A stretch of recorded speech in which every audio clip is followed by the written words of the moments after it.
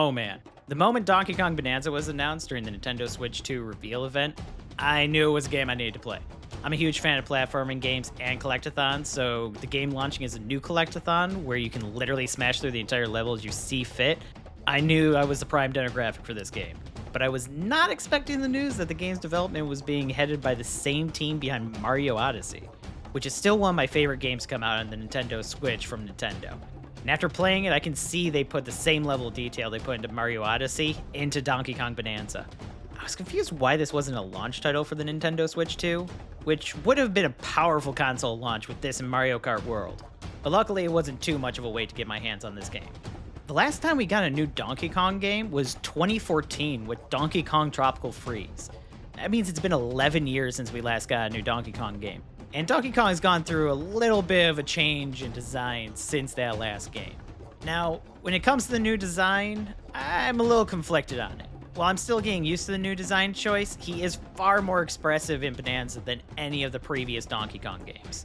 And I 100% see why they decided to go with this design change, especially when it comes for this game.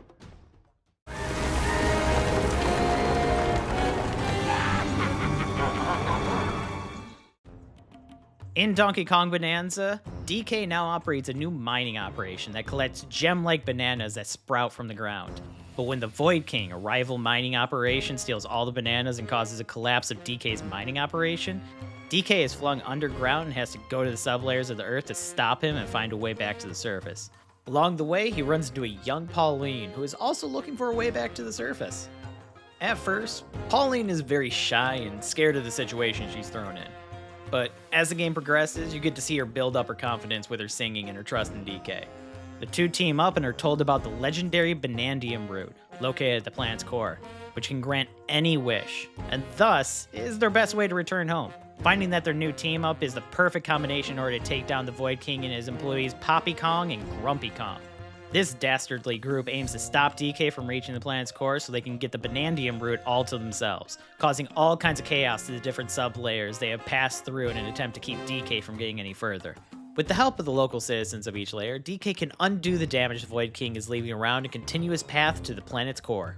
The story is pretty much exactly what you come to expect from a Donkey Kong game. It follows the same formula as most Donkey Kong games where a new villain has come and stolen all the bananas, and DK just needs to get them back. And like most Donkey Kong games, Bonanza shines in its overly exaggerated tones and banana theming for everything. With the big part of that being the inclusion of elders, who are giant animals that inhabit the sublayer of the planet and act as chiefs of the layer. They all have banana theming, such as beards, hair, and accessories completely made out of bananas.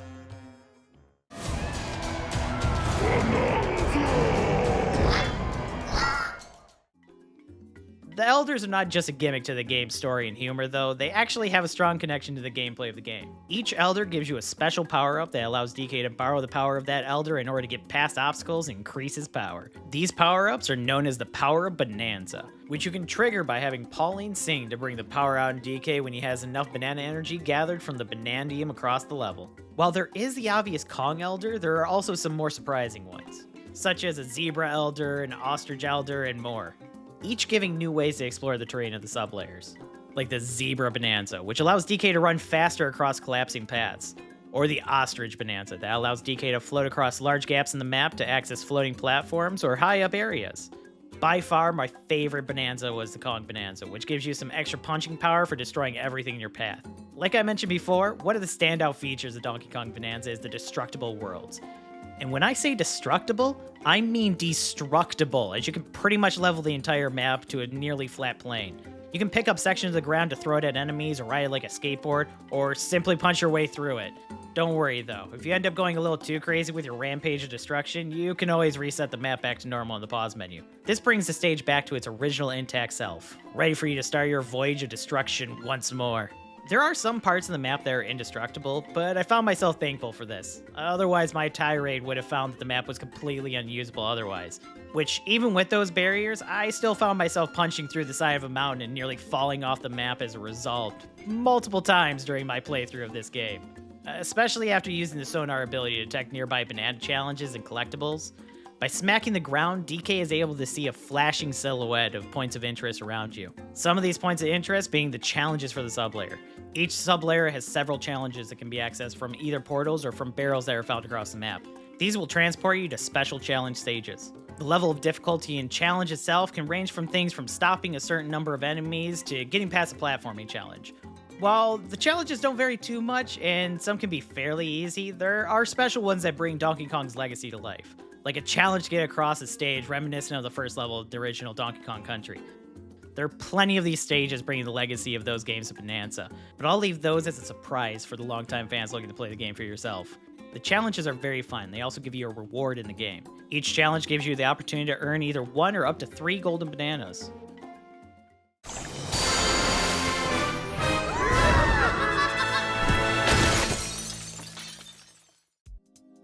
Golden bananas are the primary collectible being found in Bananza. Each sublayer has a set number of golden bananas hidden all around. Collecting 5 bananas gives you a skill point you could use to gain new abilities or upgrade ones you already have. This can be everything from health, something I did not upgrade through my entire playthrough of the game, to the ability to punch through more durable terrain or give your Bananzas some new powers. These golden bananas can come from challenges, helping citizens of the sublayer, or beating bosses. But that's not the only way to find them. They are also hidden pretty much everywhere across the map. You can either find these by entering caves or find hidden paths and mountains that are there to lead DK to his grand obsession. Or you can do what I mostly did, which was smack the ground to find the silhouette of a nearby banana and make a straight beeline to it, destroying everything in your path to get to the delicious golden fruit in the process. At which point you collect it and look around to find the extremely clear and open path the game initially had set up for you to use. This is by far the best way, in my opinion, to handle a collectathon game like this, and it makes it a ton of fun. While the game clearly has a path set out to find these items, it doesn't punish you for making your own. Although, the game does sometimes put the bananas behind an indestructible wall you can't just punch your way through, or across a platform you can't easily jump to. I'd say it's an even distribution between being able to just punch your way through a challenge and having to actually figure out how to get to the banana the way the developers intended. But bananas aren't the only thing to collect. Hidden around the sublayers, you'll also come to find fossils. Most levels have 3 tiers of fossils to collect: common, rare, and extra rare. You can find these fossils using the same sonar ability and dig them up from their hiding spots. Like bananas, they are scattered around randomly and can be collected by punching them or throwing boulders made from the surrounding area. Collecting these fossils will allow you to use them as currency in the clothing shop to get new outfits for DK and Pauline. These outfits will aid you in your journey by doing everything from increasing the time of a certain Bananza skill to increasing the likelihood that an item will appear across the map. There are also some aesthetic costumes, like different fur colors for DK and alternate color schemes for the outfits Pauline can wear. You can also spend fossils to upgrade the effects the clothing gives you. However, each sublayer's clothing store is specific to the fossils found on that sublayer. So you can't just collect all the fossils on the first sublayer and then use them on the following sublayers throughout the game. In order to purchase everything from a sublayer store, you'll need to collect all the fossils on that specific sublayer. So if you want to get all the different options or upgrade an item to its full potential, you're going to have to explore the entire layer to collect everything you can. Which to me wasn't a problem at all, as everything about this game seems to be filled with small details and Easter eggs for fans of the series. Bet you dreamed about bananas, didn't ya? One I'm sure a lot of people caught right away from the announcement of this game was the that DK says when collecting a golden banana. A very clear reference to the same spoken line from Donkey Kong 64. While I may not be the biggest fan of the Donkey Kong series, I know enough to appreciate the Easter eggs I noticed, such as this one. But I'm sure there's plenty that I missed without even realizing it as a result as well. For example, even the fossils I mentioned before have some hidden Easter eggs in them.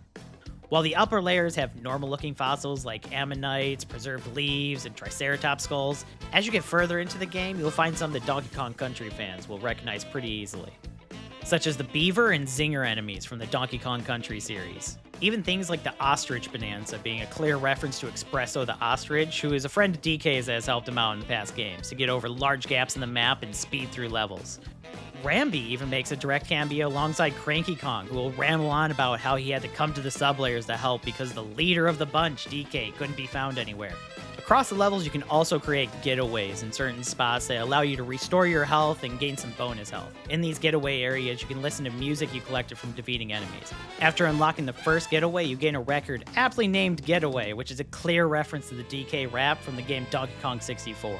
Along with this, whenever you take a nap at one of these locations, Pauline will give a little dialogue option to hear her thoughts on the level, making little references to the game and previous games along the way. I actually found myself taking a quick nap whenever I found one of these stations, even if I had full health, just to hear what she had to say. These moments where Pauline talks to DK in a sleepy voice are extremely adorable to listen to and really expand on Pauline in the game. If you're looking to play the game or somehow miss them, I suggest taking the time to listen to them whenever you get a chance. There are a ton of small details like these sprinkled throughout the game. I could easily talk about all the Easter eggs and hidden details I found while playing the game for the entire length of this review alone, but I'll leave those to be surprised for you to discover on your own. And if you've already beaten Donkey Kong Bonanza and you have played the previous games in the Donkey Kong franchise, you probably know which ones I'm talking about. Possibly even some I didn't catch myself.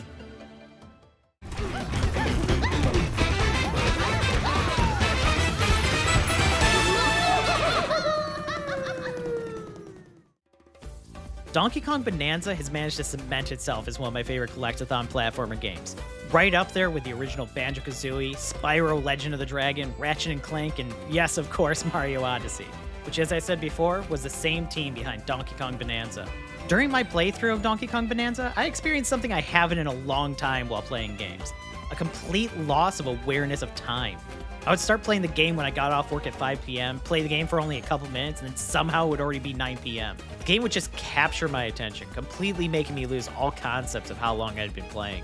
Part of this comes from how each sub-layer of the game feels unique and completely brings you into this world that everything feels like it has a purpose. With completely built-up sub-layers with their own theming and purpose in the overall world, and the details on the citizens that live there making everything just feel alive.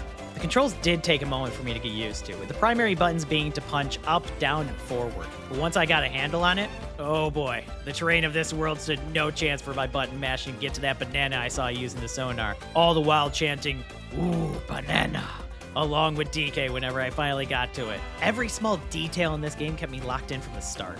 Even the story, while very simple, has enough humor and craziness in it to pull you in. The only thing I can think of that I would have liked would have been a harder difficulty setting beyond the standard difficulty in the assist mode.